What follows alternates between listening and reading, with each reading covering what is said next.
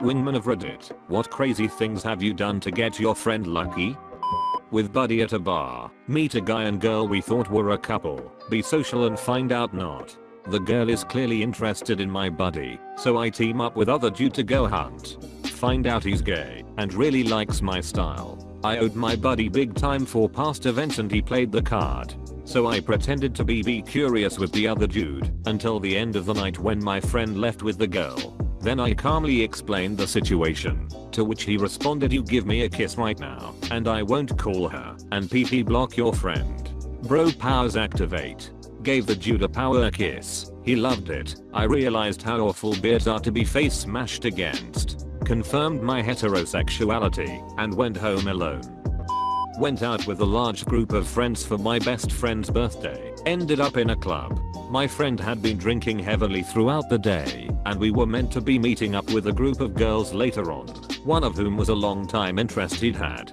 Just as we arrived at the club, he threw up everywhere. I mean just all down himself, and just looked horrible. Anyway, as was expected, he sobered up pretty soon after, and just kept saying how he couldn't believe he'd blown his chance with this girl. A few friends said he should just go home and call it a night, but he was getting more and more upset because apparently she'd said it was a sure thing if he met up with her. Now, he didn't have much luck with the girls and I really wanted this for him, so I took him to a nearby alley and, after actually having to convince him to make this happen, got him to switch clothes with me. He went in, had a great time, and has now been with the girl for about 3 years. I went home in a taxi covered in sick TL. Doctor, I changed into my friend's sick covered clothes so he could continue his night out and get the girl. Edit wow. Thanks for the gold and the responses. To answer a few things, the taxes in Manchester, England, are pretty strict on people without clothes on, so that stopped being an option. However, sick covered clothes are apparently okay. She does now know the story. He told her a week later, and I got a night of free drinks out of it, and she actually tells the story the most out of the three of us, and, in an odd twist, it now actually helps get me girls on nights out. In our dorm, all of the window screens were fastened by screws. There were no female visitors allowed after 10 PM. I removed the screws from my ground floor window and passed the word to the entire dorm that any visitors were welcome to pass through. It wasn't long before I had girls knocking on my window at all hours of the night. I would remove the screen, open the window, help them climb through, send them in the right direction, and replace the screen and close the window. The resident assistants never knew, as my room was directly opposite from the front office. So, you could say I was a wingman for the entire dorm.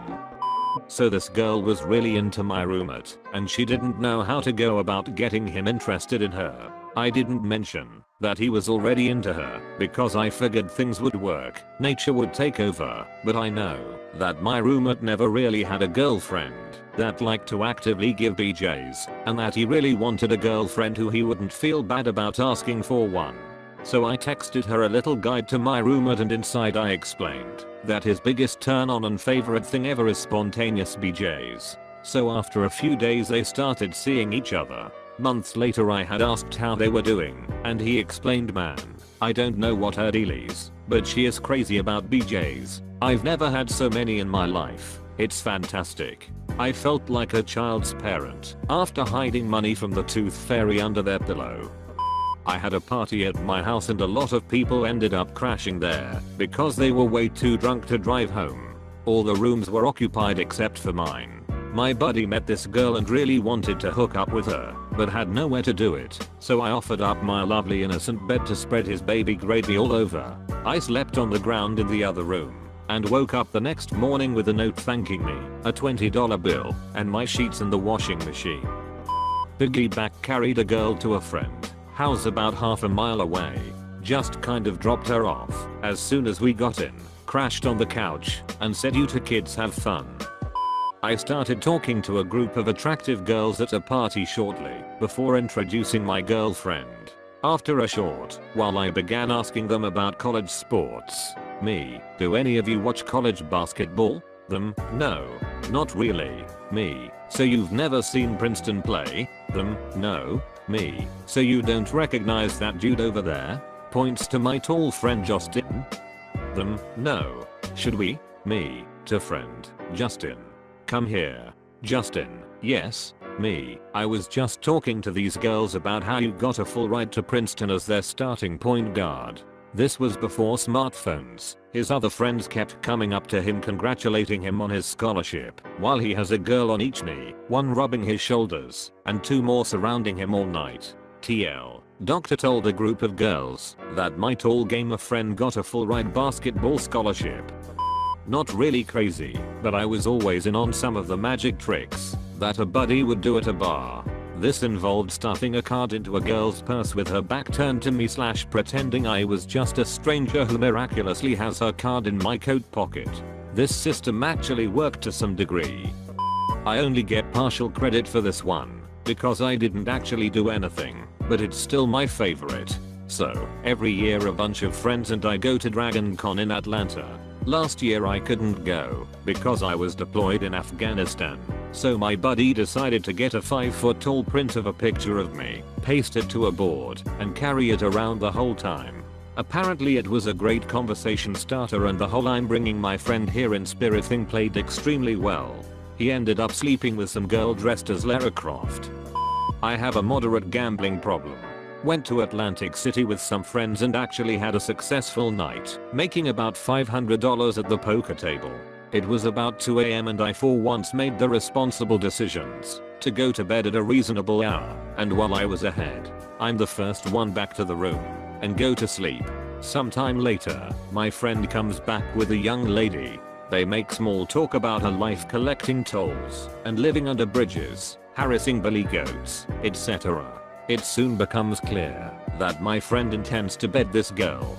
He makes a move, but she rebuffs him, uncomfortable with the fact that I am, they think, sleeping in the other bed. I was going to just continue to lay there so as to PP block my friend and prevent him from making this mistake, but it became clear my friend really wanted to do this. So I awoke and said, "Gosh, that was a great nap. I feel refreshed and ready to go back down to the casino." Since there was nothing else to do, I started gambling again.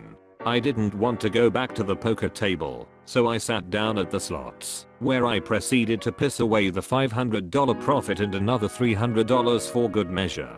TL. Doctor, have a gambling problem, went back to a casino, so my friend could duck a fat chick, lost $800. I told a girl that my friend only had 2 months to live, and that it would make him happy if she showed interest in him. My friend was actually a pretty attractive guy, so she took this request and ducked his brains out. Edit. Dang. My top comment ever is now like the most maniacal thing I've ever done. I don't have many good comments. Buddy of mine was talking to a girl who was making not so subtle hints that he should get over there. He unfortunately was about 90 minutes by car away and didn't even have a car. As it was 1 AM he didn't even have public transport to avail himself of. He mentioned his dilemma to a small social group and I decided he was losing his V card that night. I drove 20 minutes to his house, then 90 up the coast, to drop him off near 3 AM. Mission was a complete success. I had a friend who was open visiting, and she didn't want to sleep on the couch, so I told her that she should just sleep in my roommate's bed with him. She was good looking, and he was / an ekbird, so he was happy to have a hot girl in his bed. After a couple of nights, she tells me that he hasn't made a move and it's getting annoying.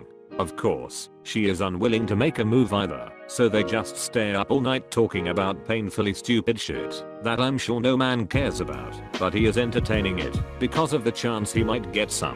The next day I ask her if he's made a move. She responds he's still being such a sweet guy, but I saw some condoms. I'm not sure if he is trying to give me a hint. I then ask him if he's hooked up with her yet and he tells me no, but I found condoms on my nightstand that I didn't put there. My response: she might be giving you a hint. Go for it. He goes for it and bangs her for the next week. They still don't know it was I who bought the condoms and strategically placed them on his stand without telling either of them. At a bar, and saw my friend checking out a pretty busty girl. I went over to her, bought her a drink, told her it was from him. She looked over at him and smiled. I made small talk for a while and could tell she was into him, and she was the kind of girl that would have a one-night stand. I could tell I wasn't doing much though, so it was time to bring out the big guns. I topped off my drink and just told her bluntly, this guy's into you. He's got a PP. And walked away. He got lucky that night. A friend of mine was chatting with a girl I know at a party. She was flirting, but he sadly isn't the type to take any hints. I went up to them and gave her a kiss on the lips and said pass it on before leaving them alone. 2 minutes later they were making out on the couch.